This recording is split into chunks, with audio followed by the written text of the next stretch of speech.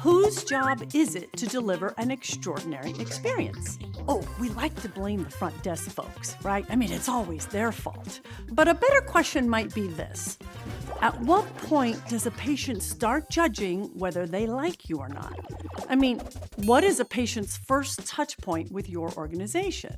When I ask a live audience this question, the most common answer I get is, oh, it's when they walk into the practice. That's a touch point, right? But what happens before they walk in? How do they know where to go or when? Do they call? Do they get a referral? Do they use the internet? Here's the point. Your patients have multiple touch points. Each touch point is going to be good or bad. So let's start from the beginning. Let's say a patient gets a good referral. Someone says, oh my gosh, you've got to go see Dr. X and their practice. They're awesome, right? What do patients do next? They go online for validation of that review.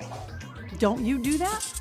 So let's say that I go to Dr. Google and I check your practice, and I see that your practice has 9 reviews, and the latest one was 3 years ago. It's not a great touch point, huh? But I got a good referral, so I'm going to continue. So let's say now I go to your website and I check out your website. It's beautiful. Oh my gosh, the pictures are lovely. But I have some questions. But I can't find your phone number. Uh-oh, that's not a good touch point. Still, I find the number. I finally find the number and I call. I call your practice. What if someone answers like this? Thank you for calling us. Help you?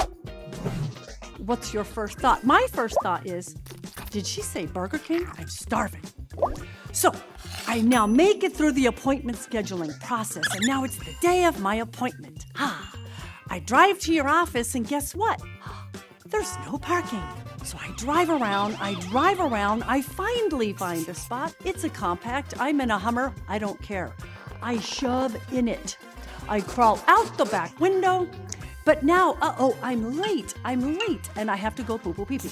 So I sprint past the front desk lady, I go to the restroom, and what do I see? Toilet paper on the floor. Not a good touch point. Can you see that every touch point matters? And here's the kicker. The first human touch point can erase the negative ones, and it sets the tone for every other one. So let's continue the visit. I walk back to the front desk. What if someone greets me like this? Hi, oh my gosh, hi. Welcome to XYZ Practice. My name is Barbara. How can I help you today? Oh, and you look pretty in purple. Now, what am I, Barbara, the patient, thinking? I'm thinking, wow, this place is fun. Kidney stones are fun. Okay, now I'm sitting in the reception area. The next person that calls me back, maybe a medical assistant, comes to the door and with a stern look, they yell, Barbara, get your kidney stones over here. Oh, okay, well now I'm scared of that lady, okay? Not a good touch point. Now, I'm in the exam room and the doctor walks in. First thing out of his mouth is, what can I help you with today? Really? I just told 5 people why I'm here. Do you guys not communicate? But the doctor does the exam and then he leaves. Do I leave? Are we done? Do I pay? Should I crawl down the back stairwell? But then, right as I'm trying to decide what to do, a medical assistant returns and brings with her a piece of paper called an after-visit summary. She reviews everything the doctor suggested. She informs me about my prescription, my lab tests, my specialist visit, the works. Wow, that's a great touch point. She then walks me back to the front desk to check out. That employee helps me pay and schedule my next appointment, all while never looking at me.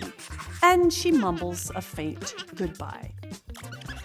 Well, I leave with mixed feelings about this entire visit due to these good and bad touch points. And yet, 2 days after my visit, someone calls from the practice to see how I'm doing. Here's my suggestion for you. Walk in your patient's shoes. Go through their journey and experience their touch points from start to finish. Work with your team to make a list of opportunities that you can improve and take action one by one and watch those patient satisfaction rates soar. And that is the art of patient experience.